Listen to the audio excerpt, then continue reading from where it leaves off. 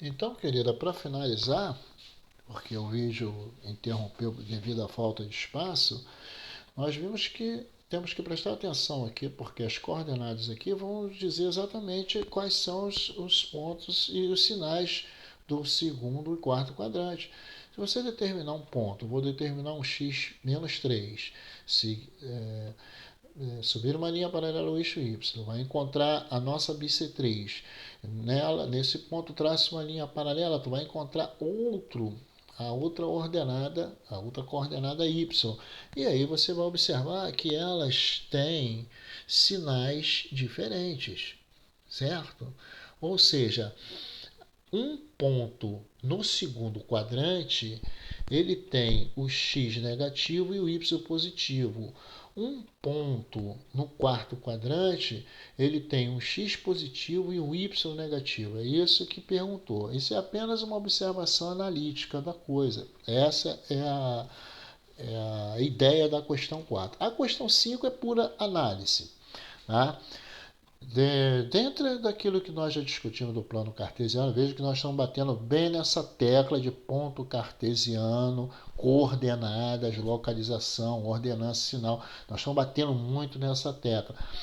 Imagine você entrando no mundo da álgebra, da geometria analítica, sem essa base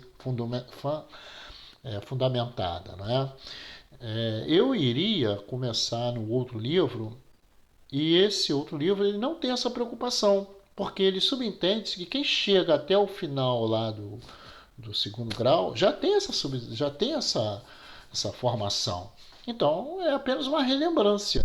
Né?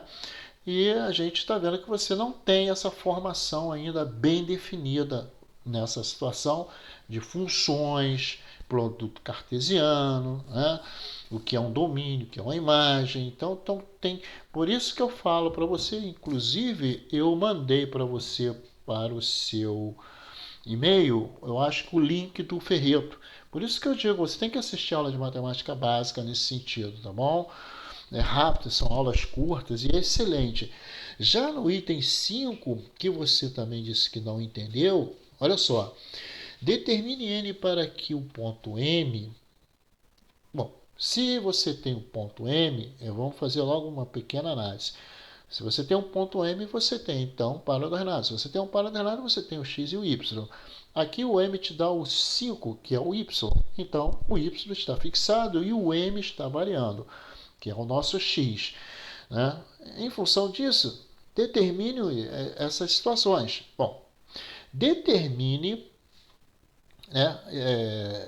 de forma que o M pertença ao eixo Y. Pô, não sabemos nem por onde começar? Então vamos fazer a nossa coisa analiticamente. Nós vamos construir o nosso plano cartesiano, vamos identificar o nosso ponto que foi dado 5. Esse meu 5 está meio complicadinho aqui, mas eu acho que você vai entender. E a partir dele, nós vamos responder todas essas questões. Né? Por exemplo, o ponto 5, o ponto M, para que ele pertença ao eixo Y, é a mesma ideia da questão 3. Né? Tá certo? É a mesma ideia. Se você fizer aquela análise lá da questão 3, você vai fazer a mesma coisa aqui, vai te responder isso aqui.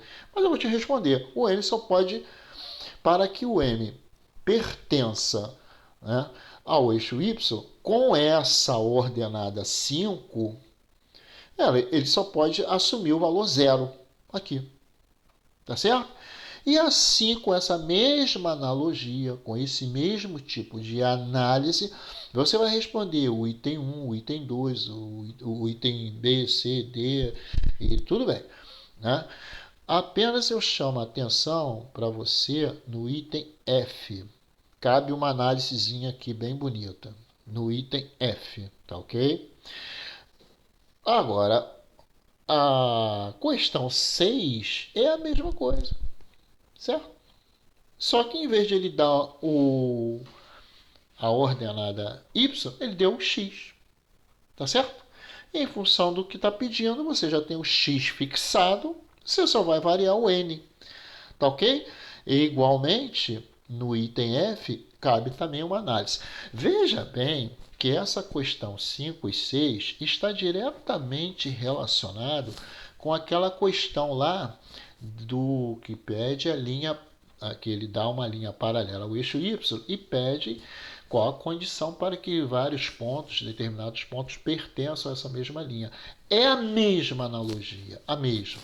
Só que muda algumas coisinhas e mais nada. Então, a importância de quando você for passando por um problema e outro,